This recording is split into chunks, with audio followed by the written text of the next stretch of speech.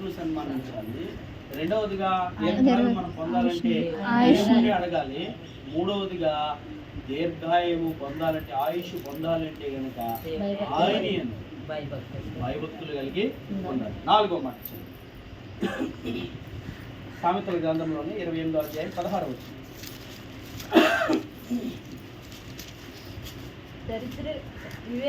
వివేకం లేనివాడవై జనులను అధికముగా బాధపెట్టు అధికారి దుర్లాభమును ద్వేషించేవాడు దీర్ఘాయుష్మంతుడగును. ఏంటంటే దుర్లాభమును అనగా పొరుగువాడి సొత్తును లేదా అన్యాయపు శిరిని ఆశించకుండా ఉన్నవాడు, ఆడు అధికారైనా మానవుడైనా నీ పొరుగు వాడిని దేన్ని కూడా నువ్వు ఆశించొద్దు అని దేవుడు చెప్తున్నాడు. అతని ఎద్దునైనను అతని దాసినైనను అతని దాసినైనను అతని భార్యను నీ పొరుగు వాడి దగ్గర దేన్ని కూడా ఆశింపకూడదు. అలా ఆశిస్తే కూడా ఆయుష్ తగ్గిపోతుందని చెప్తున్నాడు. అలా ఆయుష్ నీకు పొడిగింపబడాలి, దీర్ఘాయుష్ను పొందుకోవాలంటే కనుక నీ పొరుగు వాని సొత్తును నీవు ఆశించు. అది ఏదైనా, ఇది పొరుగు వాడిని ఏమంటాం మనం?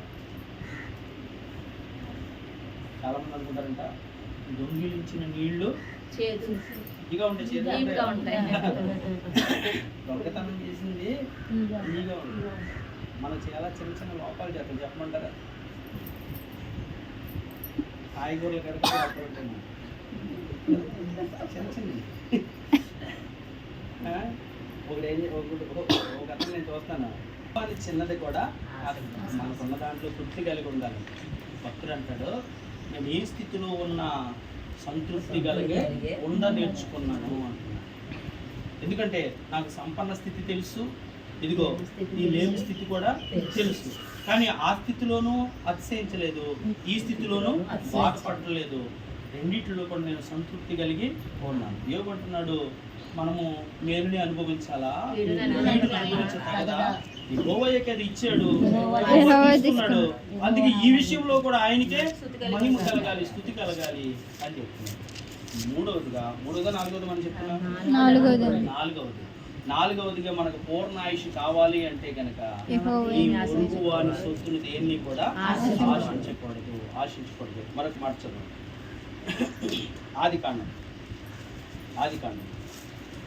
25వ అధ్యాయం 8వ వచనం. దేవుడు కొందరు మందికి నీకు పూర్ణాయుష్యని చెప్పిన వచ్చిన వాడే మంచి ముసలితనమున ప్రాణము విడిచి మృతి పొంది చెప్పడం చూసారా మాట. వృద్ధాప్యానికి వచ్చాడంట, మంచి పండు ముసలితనం మందు ఇచ్చాడంట. అంటే దీర్ఘాయుష మధ్యలో వెళ్ళిపోయాడు. 175 సంవత్సరాలు బతికాడండి అబ్రహాము. 175 సంవత్సరాలు. 100వ సంవత్సరం నుంచి పిల్లలకి అంట మొదలెట్టాడు అబ్రహాము. 100వ సంవత్సరంలో 99వ సంవత్సరంలో దేవుడు వాగ్దానం చేసి 100వ సంవత్సరంలో ఇస్సాకునిచ్చాడు.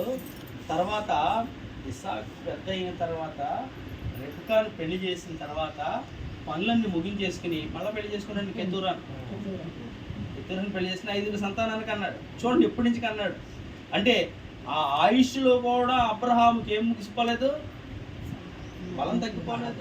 దేవుడు పూర్ణాయుష్ ఇచ్చి నిండు వృద్ధాప్యముల వరకు కూడా ఆరోగ్యము ఇచ్చాడు. 90వ కీర్తనలో ప్రార్థన చేస్తున్న మోషే 60-70 సంవత్సరాలే మానవుని జీవితం అని చెప్తున్న మోషే ఈ భూమి మీద 120 సంవత్సరాలు బ్రతికాడు. ఎలా బ్రతికాడు తెలుసండి?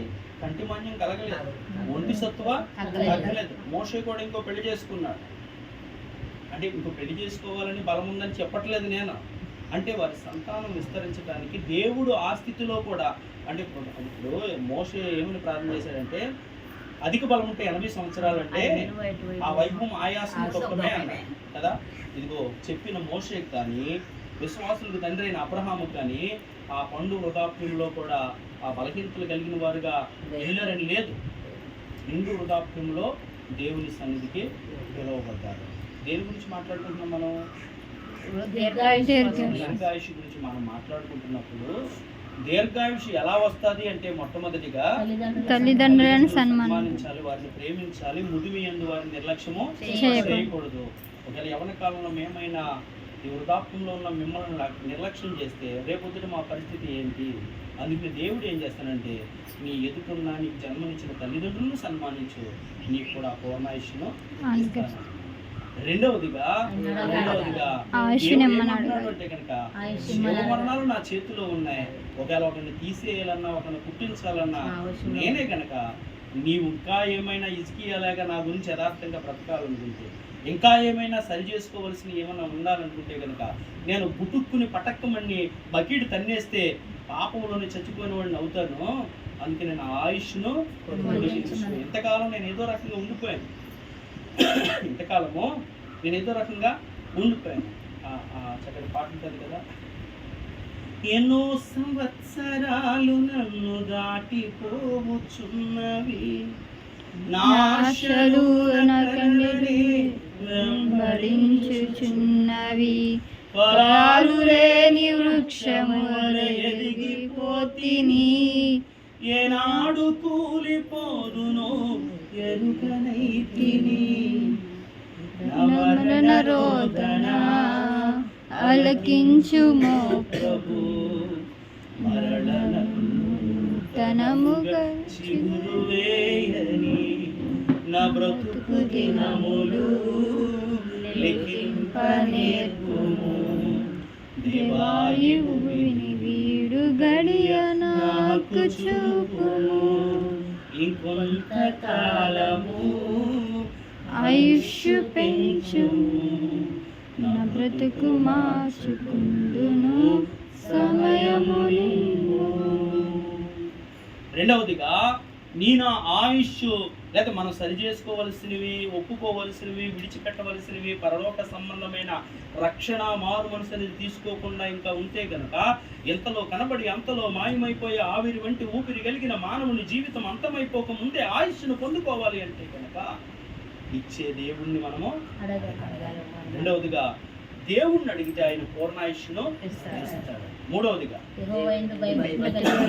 దేవుని యందు భయము భక్తి కలిగి ఉంటే అది దీర్ఘాయువుకు కారణం. నాలుగవదిగా నీ పొరుగు వారిది ఏది కూడా అన్యాయంగా వచ్చే సిరిని దేన్ని కూడా నీవు ఆశించకుండా ఉంటే కనుక నీవు పూర్ణాయుష్ను పొందావు. అలా పొందిన వారిలో కొందరిని చూస్తూ ఉంటే మొట్టమొదటిగా అబ్రహామును మనం చూస్తే పూర్ణ ఆయుష్తో లేకపోతే నిండు వృద్ధాప్యమందు సమాధిలోకి వెళ్ళి 175 సంవత్సరాలు బ్రతికాడు. మరొక వ్యక్తిని నేను గుర్తు చేస్తాను, చదవండి. యెహోషువ గ్రంథం 23వ అధ్యాయం 1 నుంచి చదవండి. చుట్టూనున్న వారి శత్రువులలో ఎవరును వారి మీదకి రాకుండా యెహోవా ఇశ్రాయేలులకు నెమ్మది కలుగజేసిన మీదట అనేక దినములైన తర్వాత యెహోవా బహు సంవత్సరములు గల వృద్ధుడాయను. యెహోషువ బహు సంవత్సరములు గల వృద్ధుడాయను. దేవుడికి స్తోత్రం. స్పీడ్లో యెహోవా ఏమైపోయాడంటే యెహోషువ బహు సంవత్సరములు గల ఇశ్రాయేలు ప్రజల నాయకుడైన మోషేను మనం గుర్తు చేసుకున్నాం కదా. మోషే తర్వాత దేవుడు ఎన్నికని ఏర్పాటు చేసుకుని నాయకత్వాన్ని అనుగ్రహించింది ఎవరికి అంటే కనుక యెహోషువయే. మోషే అనేవాడు ఐగుప్తు నుంచి విడిపించాడు తప్ప దేవుడు ఇచ్చిన కానానికి నడిపించలేకపోయాడు. కానీ యెహోషువ అనే ఆయన కానానికి నడిపించడమే కాకుండా దేవుడు నిర్ణయించిన ప్రతి స్వాస్థ్యాన్ని వారికి పంచిపెట్టి చివరిలో ఏం చెప్తారంటే మీ స్వాస్థ్యాలకు మీరు వెళ్ళండి. 24వ అధ్యాయం 15వ వచనంలో ఉంటుంది, నేను నా ఇంటి వారు సేవిస్తాము అని చెప్పిన ఈయన ఎప్పుడు దాకా ఉన్నాడంట? పూర్ణ ఆయుష్ నుంచి నిండు వృద్ధాప్యంలో. చదువు మరొకసారి. చుట్టూనున్న వారి శత్రువులలో ఎవరును వారి మీదకి రాకుండా యెహోవా ఇశ్రాయేలులకు నెమ్మది కలుగజేసిన మీదట అనేక దినములైన తర్వాత యెహోషువ బహు సంవత్సరములు గల వృద్ధుడాయను. అంటే నెమ్మది కలిగిన తర్వాత యుద్ధము లేకుండా అనేక దినాలైనవి. ఎప్పుడు? యెహోషువ కాలంలో. అంటే యెహోషువ అప్పటి వరకు మళ్ళా దేవుడు ఏం చేశాడంటే నిలబెట్టి చూపిస్తున్నాడు, నెమ్మదిగా ఉంది. నీవే ఇశ్రాయేలు ప్రజలను విడిపించావో స్వాస్యాలను అనుభవించడమే కాకుండా వారి శత్రువులైన రాజులు వారి మీదకి వచ్చే అవకాశము లేదు అని పూర్ణాయుష్టి కలిగిన యెహోషువ గురించి మనకి గుర్తు చేస్తాడు. అంటే మనకిచ్చే పూర్ణాయుష్తో పాటు దేవుడు ఏమిస్తాడు? నెమ్మదిని కూడా వేస్తాడు. యెహోషువ భక్తిని మనం గుర్తు చేసుకున్నప్పుడు, యెహోషువ యథార్థతను మనం జ్ఞాపకం చేసుకున్నప్పుడు, ఆ స్థితిగతుల్లో మనం ఉండగలిగితే కనుక పక్షపాతము లేని దేవుడు మనకు కూడా పూర్ణాయుష్ను ఇస్తాడు. చదువు మరొక మాట. రాజుల మొదటి గ్రంథం 1వ అధ్యాయం 1వ వచనం. చెప్పుకున్న రాజైన దావీదు ఉమ్. బహు వృద్ధుడు కాగా ఉమ్. సేవకులు అతనికి ఎన్ని బట్టలు కప్పినా అతనికి వెట్ట కలగకపోయుండెను. ఉమ్. కాబట్టి వారు మా ఏలినవాడవను రాజువగు నీ కొరకు చాలు చాలు. మళ్ళీ వివాహం చేయడానికి వారు ఆలోచిస్తారు. అభిషగు అని ఒక 16 సంవత్సరాల యవ్వన బిడ్డను తీసుకొచ్చి వివాహం చేస్తారు. అంటే చలికి వణుకుపోతున్నాడు వృద్ధాప్యంలో, అంటే పూర్ణాయుష్కి వచ్చేసి. అటువంటి అప్పుడు ఒక వ్యక్తికి వెట్ట కలగాలంటే దుప్పట్లు కప్పినా కలగట్లేదు. తన కవిత భార్యను బట్టి వెట్ట కలుగుతుందన్న ఉద్దేశంతో వారు యవ్వన బిడ్డను వివాహం చేశారు. కానీ దావీదు దేవుడితో చేసుకున్న తీర్మానాన్ని బట్టి బెత్షెబాతో పాపం చేసిన తర్వాత మరలా అటువంటి తప్పు నేను చేయను అని చేసిన తీర్మానాన్ని బట్టి ఆమెను కూడలేదు అని రాయబడతారు. ఇక్కడికి దావీదు ఎలా ఉన్నాడు అంటే కనుక పూర్ణాయుష్ని కలిగిన వాడుగా ఉన్నాడు. ఎందుకు దావీదుకి దేవుడు ఇచ్చాడంటే కనుక మనం ఇంకా చదువుకున్నాం కదా, మనం చదువుకున్న 61వ అధ్యాయంలో దేవుడికి ఎల్లప్పుడూ కూడా మొరపెట్టేవాడుగా దేవుడిని స్తుతించేవాడుగా కలిగినంత ఎత్తైన కొండ మీద నన్ను కీర్తిని నాకు అడిగిన వాడుగా ఉన్నాడు కనుక దేవుడు అంతటి పూర్ణాయుష్ను ఇచ్చాడు. చదువున్న వరకు మాట లోకాసు 25వ అధ్యాయం 26వ వచనం కానీ చదువుకుంటే వృద్ధాప్యంలోకి వచ్చేసిన ప్రవక్త అయిన సుమియోను కనబడతాడు. ముగించుకోండి. క్రీస్తు ఇలాగు 2వ అధ్యాయం 25వ వచనం. సుమియోను ప్రవక్తను చెప్పినప్పుడు కూడా టక్కున వచ్చేది ఐడియా. యెరూషలేమునందు సుమియోను ఒక మనుషుడుండెను. ఆ. అతడు నీతిమంతుడును భక్తిపరుడునై ఉండి ఇశ్రాయేలు యొక్క ఆదరణ కొరకు కనిపెట్టువాడు. పరిశుద్ధాత్మ అతని మీద ఉండెను. అతడు ప్రభు యొక్క క్రీస్తును చూడక మునుపు మరణము పొందడని అతనికి పరిశుద్ధాత్మ చేత బయలుపరచబడి ఉండెను. ఆత్మవశుడు అతడు దేవాలయంలోనికి వచ్చాడు. ఎప్పటి వరకునంట అంటే దేవుడు ఏం చేస్తాడు తెలుసా? నువ్వు కోరుకున్న దాన్ని లేదా దేవుడు నీ ద్వారా సంకల్పించిన దాన్ని పూర్తి చేసేదాకా నీ ఆయుష్ను ముగులుతున్నాడు. అర్థమవుతుంది. సుమియోనికి దేవుడు వచ్చిన వాగ్దానం ఏంటి అంటే కనుక క్రీస్తును చూడకుండా, ఈ లోకానికి వచ్చే రక్షకుడిని చూడకుండా ఈ భూమి మీద రక్షకుడి గురించి ప్రవచించిన నీవు మరణము పొందవని చెప్పాడు. అలాగే ఈ భూమి మీద ఆయన కోసం నువ్వు ప్రయాసపడితే గనక, ఆయన ప్రణాళికలో నేను ఉంటే గనక మన ద్వారా జరిగించవలసింది సంపూర్తి అయ్యే వరకు కూడా, మన ద్వారా నెరవేర్చబడేది సంపూర్తి అయ్యే వరకు కూడా మరణానికి దేవుడు అప్పుడు సుమియోనే చెప్తున్నాడు. ఏమని తెలిసింది? సుమియోనే ఏమని చెప్తున్నాడు తెలుసా? నాదా చెప్పినట్టు నేను చూశాను, ఆ భాగ్యం నాకు ఇచ్చావు. ఇశ్రాయేల్ ఆదరణ కొరకు, ఇశ్రాయేల్ రక్షణ కొరకు మెస్సీ అనే వస్తాడని నాకు తెలుసు, నేను ప్రవచించాను. ఆ మెస్సీ నువ్వే అని నాకు తెలుసు కనుక నీవు ఎత్తుకునే భాగ్యం ఇచ్చావు. ఇక నీకు ఆశ చేస్తావు సమాధానం. ఇక భూమి మీద నాకు నీకు ఏమైనా లోపాలు అరమరికలు ఏదైనా నా జీవితంలో ఉంటే గనక నా మీద కోపం ఉంచుకోవద్దు, అవి తీసివేసి నీ ఆశలకు సమాధానంతో సమాధికి పోనిచ్చే తీసుకుపో నన్ను. మనం దేని గురించి మాట్లాడుకుంటున్నాం? దీర్ఘాయుష్ గురించి. చదివినప్పుడు పెట్టుకున్న సంకీర్తనలో 6వ వచనం అదే కదా, 61వ అధ్యాయం 6వ వచనం చదువు ఒకసారి. రాజుకు దీర్ఘాయువును రాజునకు దీర్ఘాయువు కలుగజేయుదువు గాక, అతని సంవత్సరములు తరతరములు గడుచును గాక.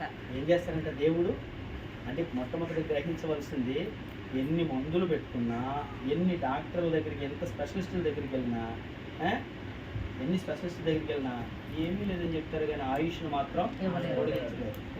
చాలా పార్లు సుశీలం గారు నీరసమైపోయి ఏమన్నారు అంటే ఏమీ లేదని అన్నాయి. కానీ మనిషి ఎలా ఉండేది? ఈ నీరసంగా. అంటే డాక్టర్ల పరిస్థితి అలా. నేటి దినం నిలబడి ఏం చెప్తుంది? నా దేవుడు నన్ను అంటే దేవుడిచ్చే ఆరోగ్యము అలా ఉంటుంది. దేవుడిచ్చే ఆరోగ్యము అలా ఉంటుంది. అందుకనే దీర్ఘాయుష్ ఇచ్చేది దేవుడు, పూర్ణాయుష్ ఇచ్చేది దేవుడు అని రాజైనా వంటైనా ఎవరికైనా జీవమరణాలు ఆయన వశంలో ఉండగా మరణాన్ని పంపించాలన్నా ఆయుష్ను పొడిగించాలన్నా ఆయన చేతిలో ఉంది కనుక ఆయన ఇచ్చే ఆయుష్ పూర్తిగా ఈ భూమి మీద మానవులుగా ఆయన పిల్లలుగా ఉన్నవారు మనం అనుభవించాలి అంటే కనుక మొట్టమొదటిగా దేవుడే ఆయుష్నిచ్చే, దేవుడే ఆజ్ఞలు ఇస్తున్నాడు. నీ తల్లిదండ్రులను సన్మానించు. భూమి మీద నువ్వు దీర్ఘాయుష్మంతుడు వరకు నీ తల్లిని తండ్రిని సన్మానించు. రెండవదిగా దేవుడు నీకు దీర్ఘాయుష్ కావాలంటే కనుక అడుగు. ఇసుకే అడిగినప్పుడు నేను ఇవ్వలేదా? ఇసుకే అడిగినప్పుడు ఇవ్వలేదా? భక్తులు చేసిన ప్రార్థనలు ఆలకించకుండా ఉండేవాడిని కాదు నేను. యుద్ధం జరుగుతున్నప్పుడు యెహోషువ ప్రార్థన చేసి సూర్యుడిని ఆగిపోమంటున్నాడు, చంద్రుడిని రావద్దంటున్నాడు, అయ్యాలో ఆగిపో, గెలిపోవాలి, నువ్వు ఉండిపో అంటున్నాడు. మరి ఆగి ఉండిపోయినాడు. సూర్య చంద్రుడికి ఆజ్ఞాపించి ఒక రోజు వెనక అలాగే ఆకాశమును వర్షింపతో ఈ మనుషులు దేవుడిచ్చిన సమస్తాన్ని బట్టి అనుభవిస్తూ తిని తాగి మనసు మదించి దేవుడిని మర్చిపోయారు. కరువు అనేది రావాలంటే కనుక వర్షం అనేది ఆకాశమా కురిపెంచుకు భూమి నువ్వు ఫలించుకొని ఏలియా ప్రార్థన చేశాడు. వారి ప్రార్థన ఆలకించాడని దేవుడిని ఇక్కడ ఏలియా మనలాంటి స్వభావం కలిగిన మనుషుడే. రెండవదిగా మీకు ఆయుష్ కావాలంటే కనుక హిజ్కియాకి మాత్రమే కాదు, హిజ్కియా మాత్రం మనం కూడా చేస్తారు. శాంతన్ గారికి కూడా అదే పరిస్థితి. ఇంప్లేటర్ మీదకి వెళ్ళిపోయి ఆవిడ అనుకుందంట, ప్రభు నన్ను తీసుకొని రాజ్యంలో చేర్చుకొని అక్కడ ప్రార్థన చేసుకుంటుంది. మూడవ సంవత్సరం సజీవ సాక్షిగా మన మధ్యన దేవుడు అంటే ఆవిడ అడిగింది, ఆవిడ ప్రార్థన ఆలకించబడింది. హిజ్కియా ప్రార్థన ఆలకించబడింది. ఒకవేళ నువ్వు దేవుని కోసం అవసరమైతే కనుక దేవుడు ఖచ్చితంగా నీ ఆయుష్ని సుమియోని అడగలేదండి, చాలు ఇంకా నాకు చాలు, నన్ను సమాధానంతో తీసుకుంది. కానీ హిజ్కియా అడిగాడు. హిజ్కియా ఏమన్నా తెలుసా, నేను ఏం తప్పు చేయనప్పుడు అప్పుడే తీసుకుంటున్నాడు ప్రభు, అయితే 15 సంవత్సరాలు మన ఆయుష్ను. రెండవదిగా ఆయుష్ను అడగాలి. మూడవదిగా యెహోవాయందు దేవుని యందు నీ భయము భక్తిని బట్టి నీకేం కలుగుతుంది? పూర్ణ ఆయుష్ నీకు కలుగుతుంది. నాలుగవదిగా అనగా ఎదుటివాడి సొత్తును నీవు ఆశించకూడదు. ఏదైనా నువ్వు ఆశించకుండా నీకున్న దాంతో తృప్తి కలిగి ఉన్నప్పుడు నీ భక్తిని బట్టి నీవు కలిగి జీవితాన్ని బట్టి దేవుడు నీకు ఇస్తాడంట, ఆయుష్ పొడిగిస్తాడు. అర్థమైనండి? 4 విషయాలు చెప్పాను. అలాగ పూర్ణాయుష్ కలిగి బ్రతికిన భక్తులు 4గురిని చూపించాను. అబ్రహామును గుర్తు చేశాను, యెహోషువను గుర్తు చేశాను, దావీదు గారిని గుర్తు చేశాను, షిమ్యోను ప్రవక్తని గుర్తు చేశాను. ఇంకా చాలా మంది ఉన్నారు.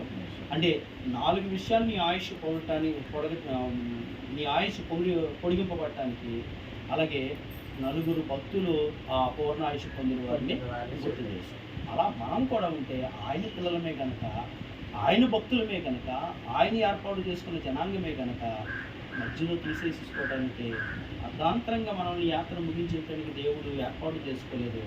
ఈ విషయాలు కలిగి ఉంటే కనుక, ఈ 4 విషయాలు మనం కలిగి ఉంటే కనుక పూర్ణాయుష్ ఇదిగో అబ్రహాము, యెహోషువ, దావీదు, షిమ్యోను వలె మనం కూడా నిండు పండు వృద్ధాప్యంలో దేవుని సన్నిధికి సమాధికి చేర్చబడతాం.